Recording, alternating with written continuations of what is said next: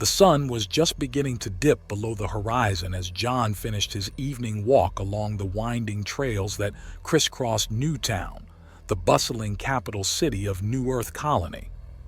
As with most settlements that had sprouted up across the verdant planet in the past century, Newtown's architecture evoked the feel of an old-fashioned American town, with wide avenues lined by stately buildings. It was an aesthetic choice meant to offer the colonists a sense of familiarity and comfort in their new home among the stars. Yet underneath the familiar facade beat the heart of a vibrant, futuristic society. John passed people of all ancestries commingling effortlessly, dressed in fashions reflecting the merging of old Earth styles with those evolved on New Earth. Anti-gravity vehicles glided silently above the walkways, along with more exotic transports that owed their design to technologies developed during the colony's long isolation. As he walked, John allowed his mind to wander to his work in the astrophysics lab. Like many ambitious frontier colonies, New Earth had focused its early efforts on pushing the boundaries of science and exploration.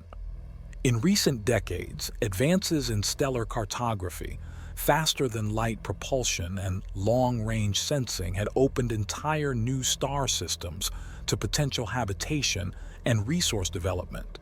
It was progress that made John swell with pride in his adopted home and stirred in him a yearning to be part of humanity's continuing expansion into the cosmos. Yet as the first stars awakened in New Earth's rich purple sky, a disquieting thought intruded on John's musings. Strange signals had recently been detected in the remote space lanes, but their origin puzzled all the colony's experts. Were they natural phenomena or something else? John could only wonder and hope that in time their meaning and source would be revealed. For now, he was content under the familiar lights of Newtown, glad to play his part in humanity's bright future among the stars. The discovery came without warning, signaling the start of events that would shake the colony to its core. John was roused from sleep by an urgent call from his lab supervisor. Strange fluctuations were intensifying in the deep space sensors, and an object had been detected on a direct approach vector toward New Earth. John raced to the observatory through the deserted pre-dawn streets, his mind alive with speculation. Arriving breathless, he found the sensor team in tense discussion. Their analysis showed an elliptical glow resolving on long-range cameras, growing steadily brighter against the black velvet backdrop of space. Too large and fast to be an asteroid or comet, its shape betokened artificial construction. But from where and by whom? As dawn lit the glass dome overhead, answers began arriving. Spectral scans detected engines and hull materials, unlike any in the colony's database. A design both ingeniously engineered and eerily familiar began taking form on the displays. The chatter died as trajectory plots converged. There could be no denying the vessel's inexorable course. It was descending toward the very spot where John and his comrades stood watching in disbelief. Hours passed like minutes as atmospheric entry plunged the object into New Earth's sky in a meteor tail of flame. Emerging from behind scattering clouds, it floated smoothly down on anti-grav repulsors over verdant plains, its pale oval doors opening like petals to some unfathomable revelation. John acted without thought, suiting up to fly out on the lab's fastest bike for a closer look. What he found there would raise more questions than it answered, kindling sparks of astonishment and disquiet in equal measure. Only time would shed light on the strangers from beyond the stars, and the changes their arrival would bring. The wind whipped John's spacesuit as he raced his anti-grav bike toward the strange craft across the rolling plains. As he crested the last rise, the huge oval structure loomed into view, dwarfing the excavation vehicles and troops that milled below its open ports. Braking to a hover, John gazed in disbelief at the craft's lines and construction. It possessed the clean, efficient design of a generational colony ship, but massive in scale, easily able to hold thousands instead of hundreds. Somewhere within those armored bulkheads lay answers no one had dreamed possible. His approach was halted by armed guards, understandably on edge. Through gestures, John indicated a wish to parley and was escorted inside under guard. There in the main hold, he froze in stunned wonder. Dozens of humanoid figures went about their tasks, ignorant of the drama unfolding outside their ship.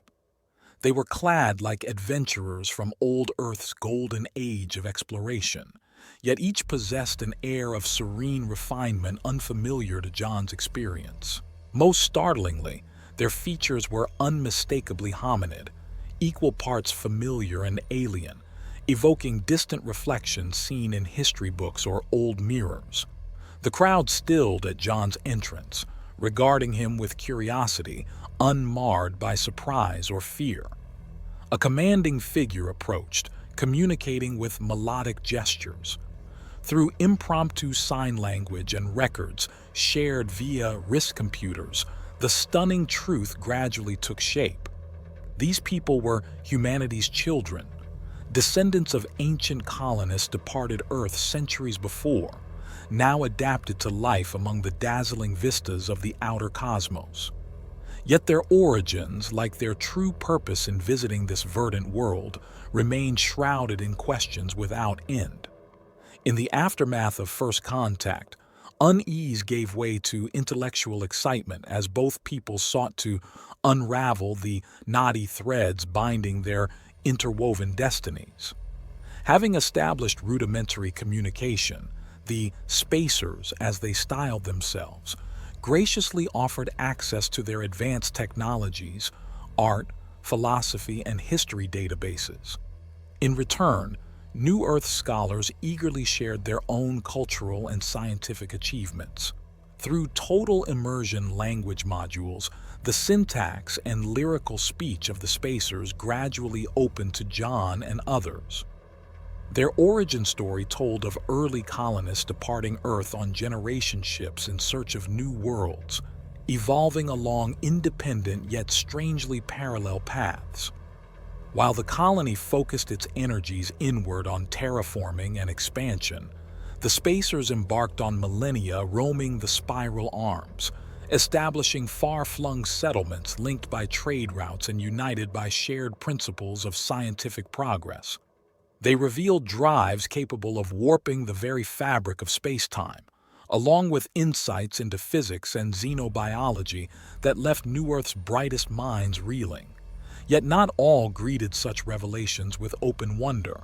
Some saw the spacers' arrival as an affront to human destiny, a threat to religious dogmas or political stability.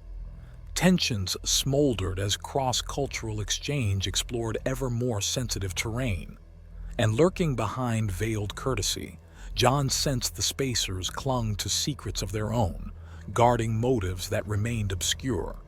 Despite initial goodwill, tensions inevitably grew as cultural exchange probed more deeply. While most spacers and colonists pursued knowledge with respect, extremists on both sides sought to fan distrust for their own ends. On New Earth, an influential minister decried the spacers as dark omens, bent on subverting God's divine plan for humanity.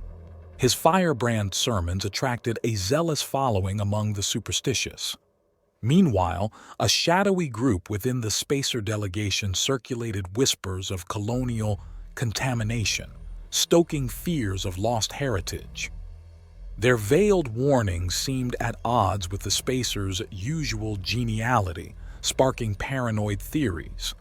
Caught between moderates seeking unity and radicals preaching divergence, John redoubled efforts at building concords. But good faith showed signs of strain as misunderstandings accumulated.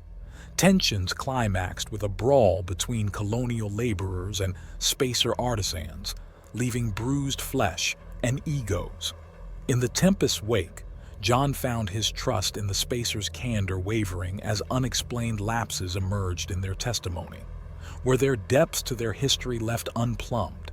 He knew not their ultimate aims in this system, nor how far they might go to see designs fulfilled.